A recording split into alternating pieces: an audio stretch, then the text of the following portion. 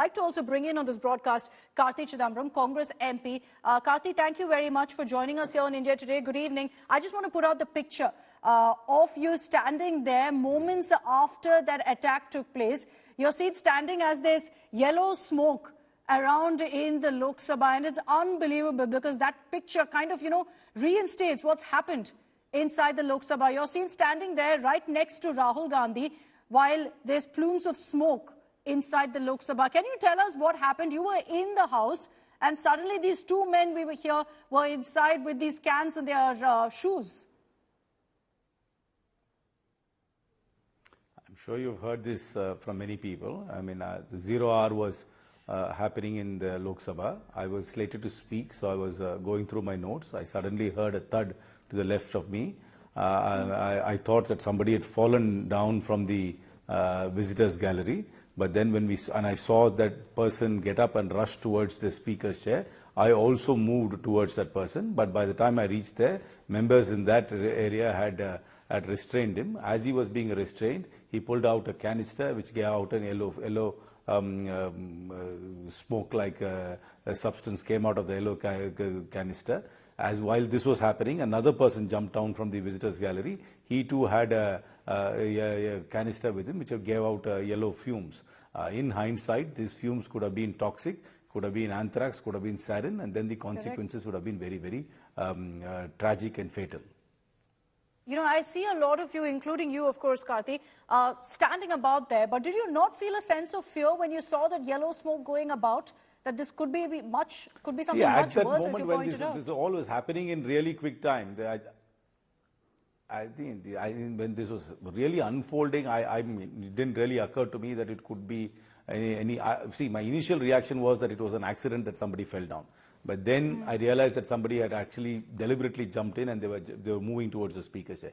I, for my wildest of imagination, didn't think that anybody could actually bring in a substance which could, which would emanate smoke inside the House of the Parliament. At that moment, it didn't occur to me. But then in hindsight, it does occur to me that this could have been very, very fatal and tragic. But this only tells you that our security systems are not robust, and the efficacy of the entire security protocol has to be reviewed, because the visitors are scanned, are frisked before they're let in, and they're not even allowed to bring in a mobile phone. So I do not know how these two people managed to smuggle in a canister which could give out these fumes. And they say that it was plastic, which means these scanners are not able to detect plastic substances. If they're not able to detect plastic substances, we know from knowledge that there are plastic explosives. From the Unabomber example, where he had plastic explosives in his shoe. So this really questions the efficacy and the robustness of our security protocols. And the Lok Sabha Speaker is the custodian of the House, and he is responsible for the House. And the government agencies, the Delhi Police and the CRPF, are responsible for security. So it's really up to the Lok Sabha Speaker and the government of India to answer for this serious breach.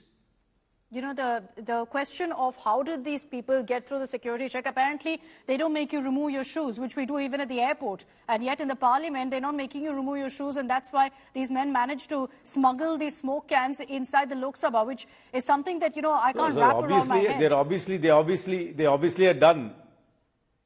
They had done a reconnaissance. They knew about this. That's why they're able to beat the system, which means that this is not some spontaneous act. This is a well-planned attack. I would term this as an attack. It's just that it did not have fatalities. And if they had much more serious substance in their canisters, it could have been very, very fatal. There were 100 members inside the House at that time. At least 100 members in the House at that time.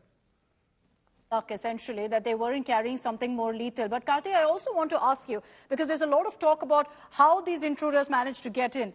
We know that the protocol is, of course, that they must have a pass. They had a visitor's pass that was sanctioned by a member of parliament. Is that easy to get? I just want to understand, from an MP's office, is it easy to get a visitor's pass? Can anyone reach out and get it? You are focusing on the wrong issue here. This is the parliament of the people of India. The people of India have a right to visit this parliament. This parliament has been built with their money. So we must make the parliament accessible to the average citizen of this country. Yes, an MP signs off the pass, but the MP is not issuing the pass. He's only signing off a request for the pass. The pass is given by the Lok Sabha Secretariat. Yes, the MPs can exercise some diligence, but if people come, it is normal for MPs to oblige them by signing the request letter.